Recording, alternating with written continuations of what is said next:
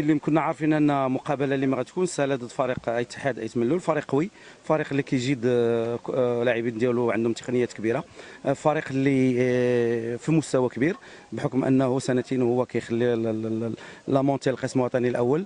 عرفنا ان المقابله غتكون مقابله فخ، لان المقابلات ديال الكاس ما يمكنلكش تعرف النتيجه قبل او تقول بان هذا فريق في القسم الوطني الاول وهذا في القسم الوطني الثاني. فالمقابله كانت مقابله جد متوسطه بين الفريقين بحكم انها اول مقابله رسميه اللي كيخوضوها الفريقين في بطوله كاس العرش. فنتمناو ان شاء الله الشوط الاول داز في مدينه انزكان وانتهى باصابه لمثلها. نتمناو ان شاء الله ان المقابله ديال الاياب نحققوا فيها نتيجه ايجابيه اللي ترضي الجمهور وتاهلنا للدور المقبل ان شاء الله. فريق اولمبيك خوري بكاع الاهداف ديالو كلهم البطوله الافريقيه كلها في الاهداف، فالطموح ديال الفريق اولمبيك خوري بكاع ما يكونش محدود، فطموح كبير. فالحمد لله المقابلات ديال الكاس غناخذوهم بجديه حتى اننا المسيره تكون عندنا موفقه، وهذه السنه هذه ان شاء الله نلعبوا، علاش ما نلعبوش المقابله النهائيه.